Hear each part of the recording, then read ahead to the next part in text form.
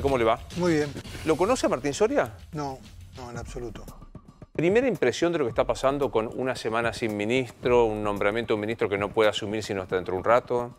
La verdad que es bastante desalentador lo que uno va viendo, porque se ve que crece la tensión, crece el conflicto, crece el intento de avasallar un poder de la República, como es el Poder Judicial. Parecería que, por lo que se escucha periodísticamente, y el eventual futuro ministro no parecería desmentir, como esas críticas fuertes a la justicia que realmente no contribuyen a nada y son un atraso para nuestra República, ¿no? Aumentar la grieta, aumentar la confrontación, pensar a la justicia como un bloque monolítico que no lo es, porque la justicia está compuesta por hombres y mujeres que ni se conocen entre sí, muchos de ellos, que para que la ciudadanía entienda, ¿no? La justicia se compone de distintas instancias y hay controles muy férreos de lo que hace un juez de primera instancia, por la Cámara de segunda instancia, por lo que hace el Tribunal Oral, por la Cámara de Casación. Entonces, tratar de banalizar todo esto y tratar de manchar a lo que constituye el Poder Judicial, uno de los poderes de la República, para que existan estos contrapesos, realmente es muy preocupante y me parece que vamos camino hacia una profundización del conflicto.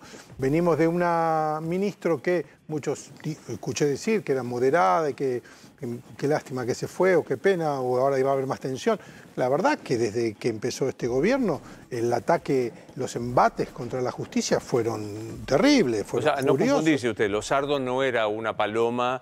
No, yo no sé, le he tratado alguna vez personalmente y me parece una persona amorosa. Encantadora. Pero la verdad que su papel como ministra de Justicia no puso ningún freno a lo que se vino, que son, en el minuto 1, empezar con el tema de la jubilación de los jueces y fiscales, que determinó que muchos jueces y fiscales incómodos para el gobierno se empezaron a hacer sus trámites jubilatorios.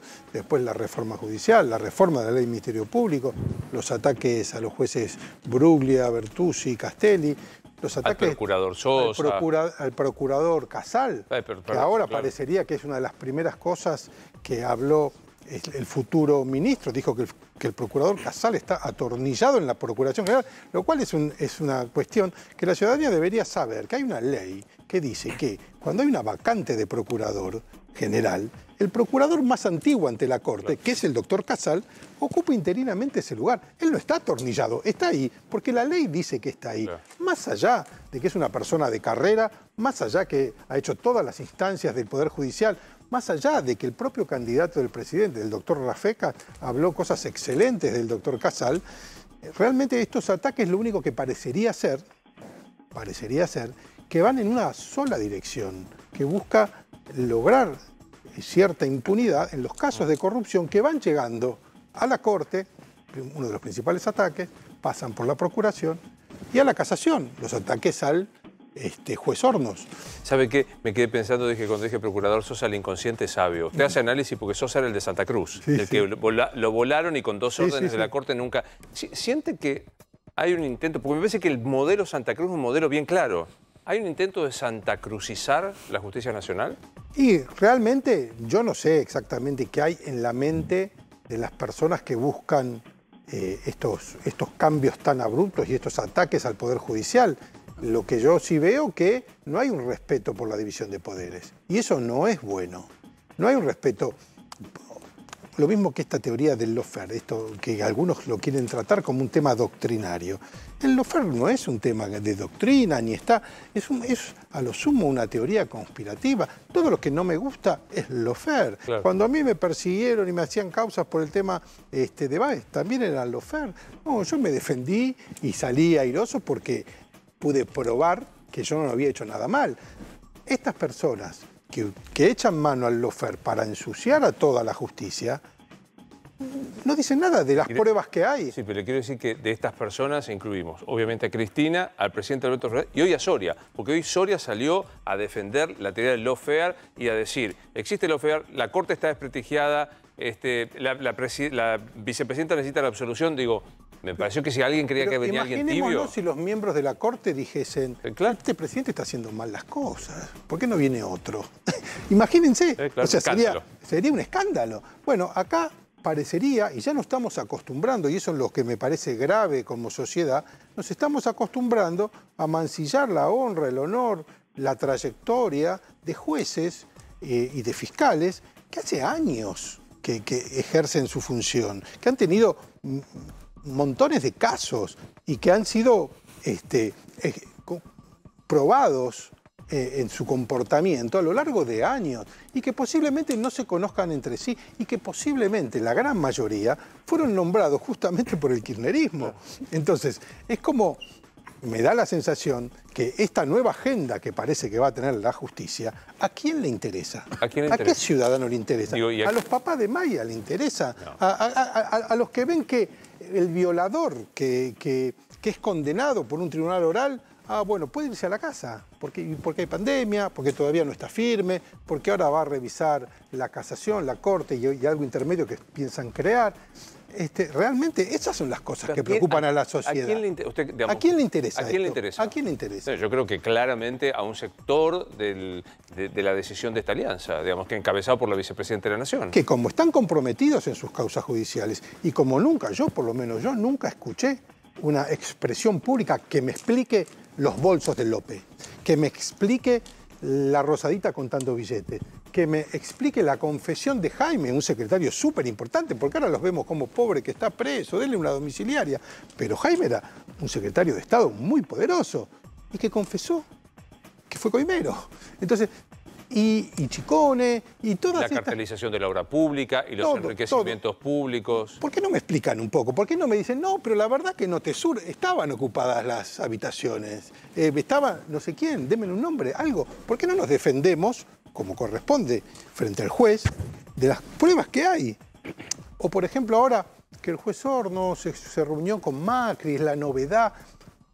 Más allá de que para mí no tiene nada de malo que un presidente se encuentre con un presidente de una Cámara, porque el doctor Hornos también estaba a cargo de muchas cuestiones como el patronato de liberados y muchas cuestiones de orden público que ameritan por ahí una reunión con el Poder Ejecutivo. En sí yo creo que no tiene nada de malo, pero bueno, no sé, ¿alguien se fija lo que escribió Hornos en ese fallo que ahora critican y que lo llaman lawfare? A ver, para rebatir los argumentos, porque nosotros tenemos que escribir todo y todo lo tenemos que fundamentar, todo tenemos que decir por qué y en todo tenemos que poner nuestra firma y nos hacemos responsables y hay todas instancias de revisión de lo que hacemos. Entonces, tratar de simplificar la cuestión con el tema de la teoría conspirativa del lawfare es una ridiculez, como si fuese ridículo hoy pensar que las causas que empiezan ahora contra Macri también son lawfare. No, pero yo siempre digo lo mismo y estoy convencido que cuando a uno se le terminan los sustantivos, los bolsos, la cartelización de la pública, el enriquecimiento ilícito, tiene que usar adjetivos. Entonces, digamos,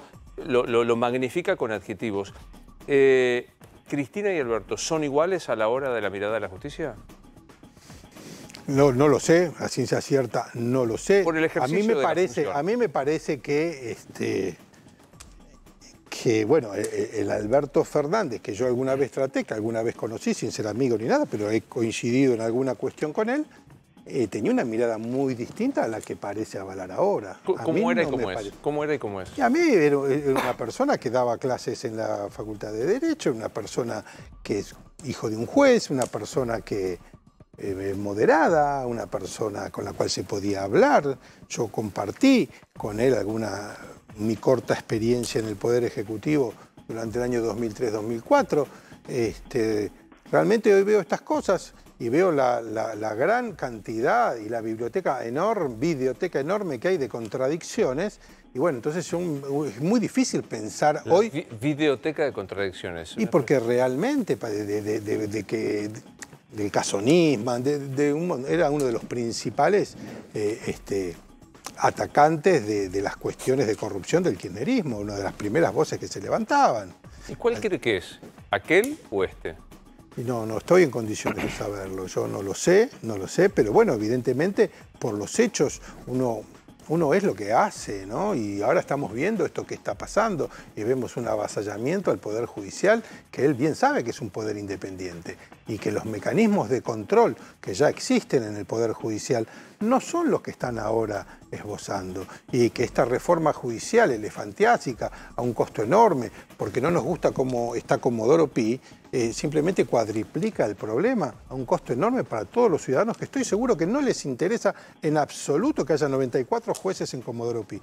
Realmente, para mí hay tantas contradicciones que es muy difícil pensar algo lúcido de todo esto. Porque lo que interesante es que creo que todos coincidimos, y usted me parece que también, que hay que modificar algunas cosas, que la justicia merece una serie de cuestiones de mayor transparencia, agilidad, reforma. El punto que bajo pretexto de esta cosa se quiere introducir ¿qué cosa? Sí, pero además nada de estos temas que a todos les interesarían, una justicia más veloz, investigaciones más eficaces, más cortos términos de que quede firme una sentencia. No puede ser que una sentencia quede firme a los 15 años. Claro. Eso es una locura. O sea, realmente, bueno, todas las reformas apuntan a todo eso complicarlo más, no solucionarlo.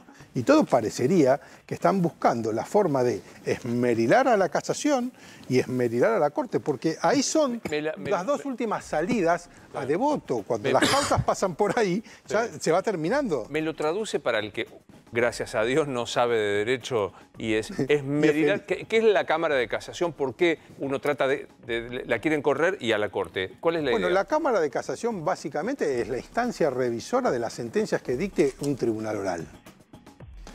El tribunal oral, compuesto por 3 jueces, es el que juzga la conducta de un imputado que ya viene procesado por una primera instancia, que a su vez fue dictada por un juez de primera instancia y revisada por una Cámara de Apelaciones en esa primera instancia. O sea, una cosa es la Cámara de Apelaciones para los jueces de primera instancia y otra cosa es la Cámara de Casación para las sentencias como la sentencia de Vudú, la de Baez. Un juez que juntó prueba y dijo, sí, lo tenemos que someter a juicio. Primer momento. Momento. Segundo momento, tribunal oral. Juzguemos estos hechos que se juzgaron. Culpable o inocente. Revisa la Cámara de Casación. Lo que se quiere es jorobar, esmerilar, usted lo dijo. Claro, se está buscando esmerilar, cambiar, sacar a la gente que, por decirlo de una manera gráfica, son como las dos últimas salidas antes del peaje, que es devoto. O sea, claro. ¿por qué? Porque es la casación y después la Corte. La casación es la que va a revisar los fallos de los tribunales orales, la que va a revisar el fallo de Baez, la que revisó el fallo de Vudú. Esa es la casación. Y después de la casación solamente queda la Corte. Claro. Entonces ahora estamos buscando, están diciendo, vamos a poner una instancia intermedia, o lo primero que dice el ministro, según trascendió, la Corte funciona mal. O sea, ¿cómo va?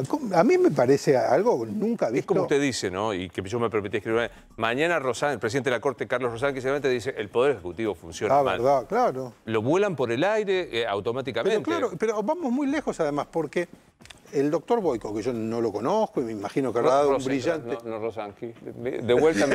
Hoy tengo el inconsciente muy a flor de piel. Ojo lo que me está pasando. Es Rosecrans. Bueno, este doctor Boyko, que va a ocupar la Cámara Federal, también un lugar estratégico para las causas de corrupción, bueno, resultó ser el abogado de la doctora Kirchner.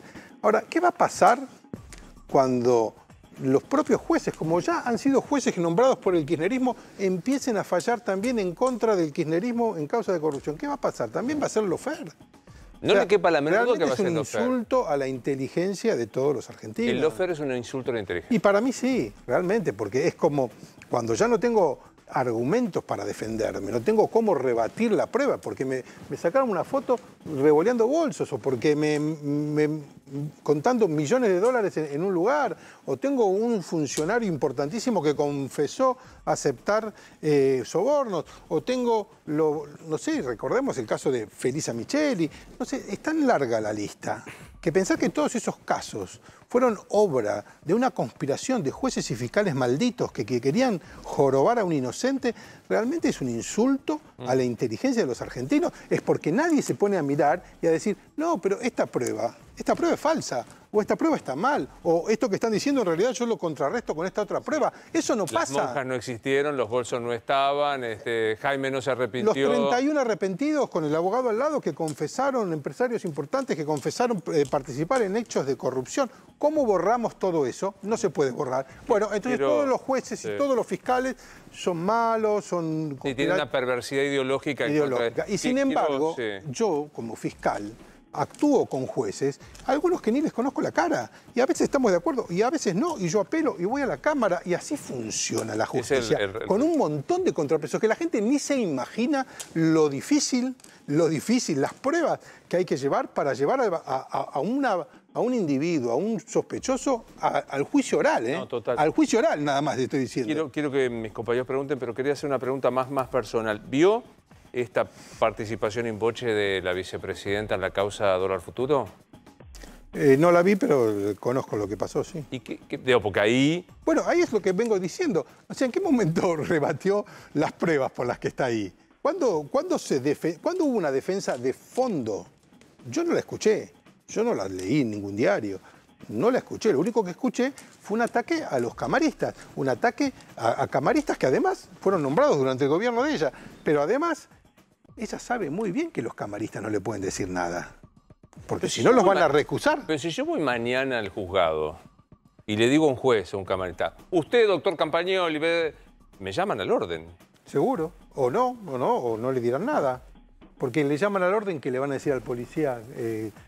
Dígale que baje el dedo. La boca a la vicepresidente. Sí, Nacho. Con los dos granaderos atrás. Sí, claro. Es medio difícil, ¿no? Sí, doctor, quiero decirle que coincido en muchas partes de lo que usted está planteando. Ahora, hay algo que me quedó dando vueltas que tiene que ver con lo que planteaba de la presencia de Hornos en la Casa Rosada con el presidente Macri en 2017.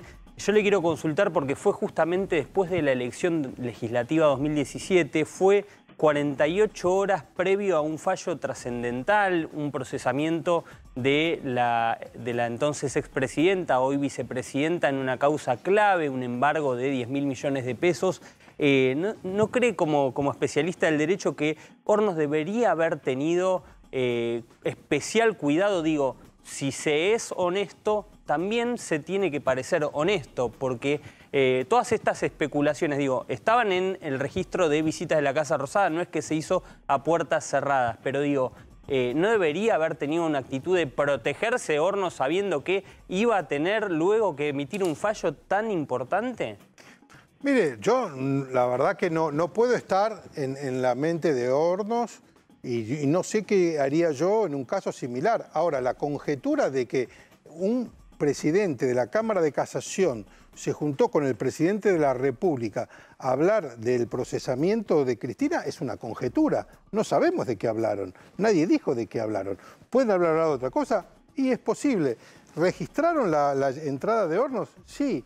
Y realmente son todas cuestiones que uno puede pensar. La verdad que yo no sé de qué peso pudo haber tenido. ¿Qué pasó? ¿El presidente le dijo, meta la presa? ¿O le dijo, no la metas presa? Porque realmente son todas conjeturas que hacen los ciudadanos, los periodistas, y está muy bien, pero nadie sabe de qué hablaron ahí. Pueden haber hablado de otras cuestiones institucionales, como un presidente de la Cámara de Casación, y de cuestiones como, por ejemplo, el tema del patronato de liberados, que es un tema que normalmente el doctor Hornos está a cargo de esas cuestiones. Igual no era muchas veces a un funcionario judicial lo invitan del Poder Ejecutivo para dialogar y discutir leyes. Por ejemplo, yo he participado en algunas reuniones hace muchos años. Que un presidente se reúna con un juez no es un tipo penal. Porque ya inventamos que la reunión... No es un delito. Usted lo que dijo recién es, no sé lo que haría yo. Si usted tiene causas sensibles contra Mauricio Macri y lo llama Alberto Fernández justamente días previos para que usted tenga una resolución, ¿usted diría? No sé, depende para qué me llame, depende para qué. Yo no suelo atender mucho el teléfono ni verme con nadie y soy muy celoso de mi independencia. Pero entonces, lo que yo quiero decir es que no sabemos qué pasó. Ahora, ¿hablaron del procesamiento de Cristina? Y si hablaron del procesamiento, ¿en qué sentido? Porque yo no sé si todos conservan esta memoria. Muchos decían, Macri no quiere que vaya presa Hay que Cristina. sostenerla, hay que Que sostenerla. también me parece una ridiculez para mí, porque yo por ahí soy demasiado bien pensado. Yo no creo que el Poder Ejecutivo se deba meter en las causas judiciales. Entonces no me imagino a Macri ni diciendo metan la presa, ni diciendo no la metan presa. De hecho, la cuestión fue muy rara, porque hubo un juez que pidió la prisión preventiva y si bien con debido le sacaron los fueros y fue preso, con el mismo juez pidió lo mismo de Cristina y no se lo pasó. concedieron. Todo lo cual, a mí, pero yo por ahí... Sí, no se evaluó de la yo misma no creo manera que- cuando se inventó que Casanelo había ido a Olivos, ¿no? Sí, yo no sé quién lo inventó, ni sé si habrá ido, ni si no habrá ido. Pero lo que yo quiero decir es que si hubiese ido Casanelo a Olivos, en sí no sé qué puede tener de malo que un juez se vea con el Pero presidente. ¿sabes? Sí, hubo una causa en la de Casanelo que terminó cerrada, en la que se demostró que nunca había ido Casanelo a Sí, ver. la que hubo... Pero en ese momento fue un escándalo. No solo eso, los dos testigos... Y hoy no es un escándalo. Los dos testigos que declararon fue. fueron No, pero condenados. digo, No, hoy por eso, si lo de Hornos no es un escándalo o no es un escándalo, lo de Casanelo, si hubiese... Totalmente de acuerdo. Yo insisto, hay una cuestión. Reunirte un juez con el presidente no es un tipo penal. Ahora, ¿podemos discutir el fondo de la cuestión? Si había o no enriquecimiento, si había o no... Digo, pues si no, seguimos discutiendo el Claro, rotatorio. ese es el punto. La discusión que está planteada en casación y en el ojo de algunos jueces es que Hornos no le informó al resto del tribunal de esas reuniones y que si el motivo que Hornos visitaba a Macri era su relación social con Macri, el juez Hornos se tendría que haber excusado en algunas causas que involucraban a Macri por esa relación social y que sin embargo intervino y resolvió. Eso es interesante. O sea, lo que le están diciendo es que creo que son Figueroa y Catucci que le están diciendo... Ledesma y Eslocar. Puntualmente le están pidiendo que renuncie a la presidencia. Claro, si vas en razón de tu función, debiste haberle dicho al resto del tribunal. Te pongo un contraejemplo. Mariano Borischi es otro juez de la Cámara de Casación. Se reunió con Macri. Se reunió por El código. por El el código. código. Y le informó a Casación que iba a reunirse. Claro. Sí. Esa es la diferencia de lo que Tal están vez planteando. primó ahí en Hornos, digo, que la versión que había en Casa Rosada en ese momento es que tenían una relación por fuera de lo que es la política y la justicia, que era una relación casi de reuniones frecuentes. No digo que se vieran siempre, digo que se conocían fuera del ámbito laboral, Y había otro tema del ámbito también. social. Pero digo, estaba Or- recusado en la causa esa. Lo recusaron a Hornos porque si vos, como imputado, tenés la convicción de que el juez tiene una amistad, una relación social, es una causal expresa, el código que es la amistad. Sí, tenés no que sé, no sé si esta relación social era pública Claro, no como sé, es ahora. se descubrió ahora esto. Ahora justo cuando volvieron a la función se acordaron que Hornos era amigo de Macri y justo ahora se acordaron... bueno, está bien. No, Una pero en ese causal de momento la- también se decía, Luis, se decía que incluso habían compartido gimnasio. De ¿Lo hecho, cuando se recusaron o no? habló, Yo no lo cuando sé. se ¿Está habló de recusado? Inés Creo que Weinberg no. de Roca, se decía que el elegido de Macri para la procuración era Hornos Hornos. y que no se le ofrecía porque sabía que lo iban a impugnar por ese tema. Sí, a mí yo lo que me preocupa, yo voy a coincidir en esto, voy a coincidir especialmente con Campagnoli, que es más allá de la convicción de una suerte de ideología malsana que busca perseguir al pretendido progresismo en los gobiernos, porque esto escala. Esto le pasó igual a Lula, que no tiene nada que ver el caso de Lula, nada que ver el caso de Lula con el caso de Cristina. De paso, no tiene nada que ver la fortuna personal de Luis Ignacio Lula da Silva con la fortuna personal de la doctora Kirchner o Lugo, nada que ver. Y si no, ¿por qué no discutimos el tema? O sea, ¿por qué no discutimos cada uno de los temas? Dólar futuro, ¿hubo o no hubo un aprovechamiento? Pareciera que no. Enriquecimiento, me parece que es esta la cuestión, ¿no? Claro, o sea, yo no he escuchado la discusión de los fallos, de los fundamentos del fallo del doctor Hornos 2 días después o cuando fuese. O sea, realmente no sabemos qué fue lo que pasó ahí. Y si un presidente de una Cámara tiene diversas tareas, como ser controlar, repito, el patronato de liberados y otras cuestiones, no me parece raro que se junte con alguien del Poder Ejecutivo, sea el presidente, sea el ministro, o nos vamos a creer que del kirchnerismo nunca se juntaron con ningún juez. No, yo no me lo creo, pero la verdad tampoco sé para qué, tampoco sé de qué pudieron haber hablado. Son todas conjeturas. Ahora, pero lo que es claro es que estamos buscando de alguna manera esmerillar la imagen de un juez de casación que no hace 2 días que es juez de casación, No. ni hace un mes Obvio. que entró Ahora, al doctor, Poder Judicial. Doctor, ¿no? se busca esmerilar un poco también, y no voy a hablar de toda la justicia, me voy a referir a Comodoro Pi, también se esmerilan un poco solos. Porque, a ver, algunos datos. Antes del gobierno de Mauricio Macri, las prisiones preventivas en causas de corrupción eran contadas con los dedos de la mano. Llegó Macri a la presidencia y hubo 76 prisiones preventivas a exfuncionarios y empresarios. Alberto Fernández ganó las elecciones, no hubo más prisiones preventivas. Carlos Menem dejó la presidencia y a los 6 meses fue detenido. Cristina Kirchner dejó la presidencia y a los 6 meses fue a su primera declaración indagatoria. O sea, siempre Comodoro Pi investiga el poder cuando deja al poder. ¿No hay también ahí una necesidad de que haya una reforma y rever un poco el funcionamiento de ese tipo de tribunales? A ver, yo he sido bastante crítico toda mi vida de Comodoro Pi y he también estado en carátulas en causas de Comodoro Pi por mi corto paso por el Poder Ejecutivo. Así que conozco bastante eso y sé cómo algunos jueces ponen el pie arriba de una causa, la guardan, la dejan ahí germinando, y hay otros que no, que avanzan.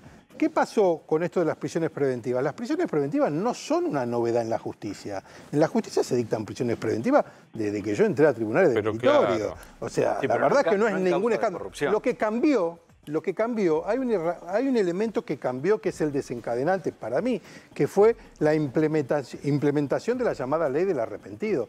La implementación de esa ley permitió avanzar en un montón de causas de corrupción de antes que estaban bastante dormidas por la dificultad de la prueba. Por ejemplo, un caso que también era una causa que ya llevaba 6, 7 años, creo, si no me equivoco, el caso de López. ¿Cuándo la causa explotó y avanzó un montón? Y cuando revolvió los bolsos, porque apareció una prueba irrefutable. Claro. Entonces, también pasó, desde mi punto de vista, y puedo estar equivocado, lo que yo sentí es que en esa época que tú marcas, empezaron a avanzar causas judiciales porque se dieron de herramientas a los jueces y a los fiscales que permitieron destrabar causas que estaban en conflicto, ¿no? Un placer verlo, doctor, como siempre. No, el gusto es mío. Siempre invitado.